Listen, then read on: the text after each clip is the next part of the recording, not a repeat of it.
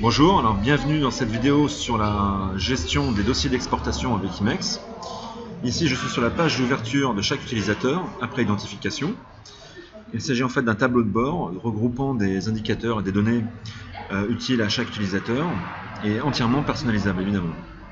Alors je vais moi m'occuper des exportations. Je vais cliquer sur liste des exports et j'arrive au dossier à la liste des dossiers d'exportation qui sont encore ouverts.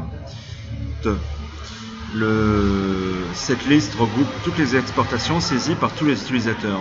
Emacs est une solution collaborative, donc je n'ai pas seulement mes données, mais toutes celles de la société.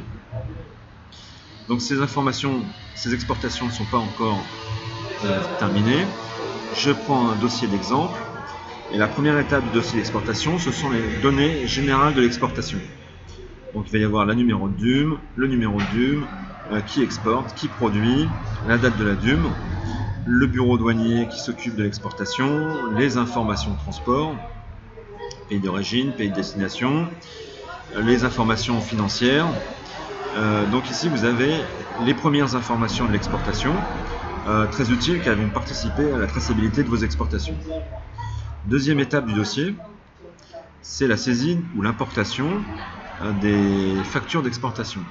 Donc là, on va saisir le numéro de facture, de chaque facture, la date de la facture, le nombre d'articles de cette facture, le montant total, le taux de change. Alors je pourrais les saisir ou les importer depuis Excel par exemple, ou de n'importe quel autre document. Une fois que j'ai saisi, j'ai créé toutes mes factures d'exportation concernant ce dossier, je vais pouvoir saisir les articles présents dans mes factures. Donc je prends un article exemple, voilà, Despirit, c'est une paire de chaussures. Donc cet article appartient à la facture 754. Il appartient à la nomenclature qui a été déclarée par la douane. Si je clique sur cette nomenclature, en fait j'ai la liste de toutes les nomenclatures qui ont déjà été utilisées pour ce produit. Si le douanier se trompe et utilise une autre nomenclature, il est facile de la créer dans Emacs et de l'attacher manuellement ou automatiquement à cet article Despirit. Donc je vais mettre les quantités que j'exporte sur ma facture, l'unité de mesure, le prix unitaire, le poids net que je déclare sur ma facture et le mode de paiement. Vous voyez par contre ici la description de l'article. C'est en fait une description qui permet de préciser la nature du produit que j'exporte, et c'est cette description qui apparaîtra sur vos factures.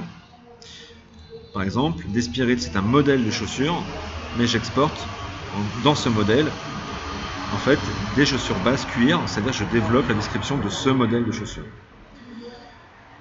Et cette description évidemment restera liée à l'article.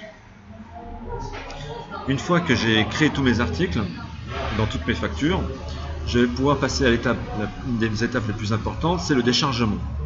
Donc là va apparaître ici dans ce carré la liste des articles que je suis en train d'exporter. Je vais prendre ma paire de chaussures Despirit. Je vois que j'ai 200 paires et est apparu ici la fiche technique de la paire de chaussures avec ici les quantités de matières premières utiles à la fabrication d'une seule unité de Despirit. Comme j'ai 200 paires, première matière, croûte de cuir velours, normalement j'ai besoin d'1,76 mètres carrés. Comme j'ai multiplié par 200, j'ai besoin de 352 mètres carrés. Si je clique sur cette matière première, je vois ici les importations que j'ai effectuées sur cette matière. Mais ce sont uniquement les importations qui n'ont pas encore été consommées. Donc je vois que par exemple j'ai une importation ici en mètres carrés et une importation ici en rouleau. Donc tout ce que je dois faire, et c'est trier par ordre date d'échéance. Je vais prendre donc moi la première ligne, la plus urgente à décharger. Si je clique sur cette matière, sur cette ligne, je vais mal cliquer, et ici je vais remplir la quantité à décharger pour mon exportation de Despirit. Donc théoriquement j'ai besoin de 352 mètres carrés, je vais mettre 352, là c'est une information que me donne la production. Voilà, je vais définir un taux de déchet, pareil c'est la production qui me le donne. Alors tout ce que je suis en train de saisir, en fait, le taux de déchet, je pourrais parfaitement le figer définitivement. Je pourrais également semi-automatiser cette saisie de décharge et dire je vais selon les quantités que vous allez exporter de produits finis, je vais vous proposer des déchargements automatiques, semi-automatiques à valider ou à modifier. Donc là, j'ai saisi les quantités que je veux décharger pour cette matière première. Et tout ce que j'ai à faire maintenant, c'est... Alors je pourrais mettre un prix unitaire également. Je vais cliquer sur décharger, opération réussie. Il me met OK. Alors je pourrais m'occuper ensuite d'une autre matière première, mais je continue. Et j'arrive ici au rapport d'exportation. Le rapport d'exportation ici va me montrer pour cet export les déchargements que je suis en train d'effectuer et où j'en suis. Donc là, c'est tout ce que j'ai saisi pour cette exportation. Donc, tout de suite, j'ai la traçabilité entre les produits finis que j'exporte et les matières premières que j'ai importées, et donc mes consommations. Ensuite, ici, je peux évidemment exporter sur Excel mon rapport d'exportation, et ou alors, si je clique sur Appurement, j'ai mon document d'appurement d'exportation qui regroupe toutes mes matières premières que j'utilise pour tous mes articles exportés. Vous voyez en plus qu'on peut rajouter une signature, un cachet, et là j'ai plus qu'à envoyer ce document au transitaire ou à la douane. Je vais fermer.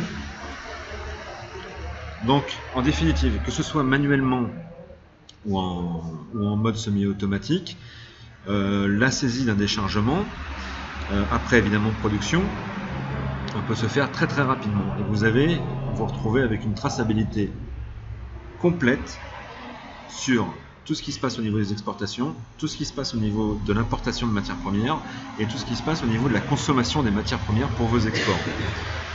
Et tout ça est centralisé, conservé, et donc vous avez une traçabilité vraiment complète. Là, si je clique ici sur déchargement maintenant, voilà, ça c'est juste un tableau à montrer.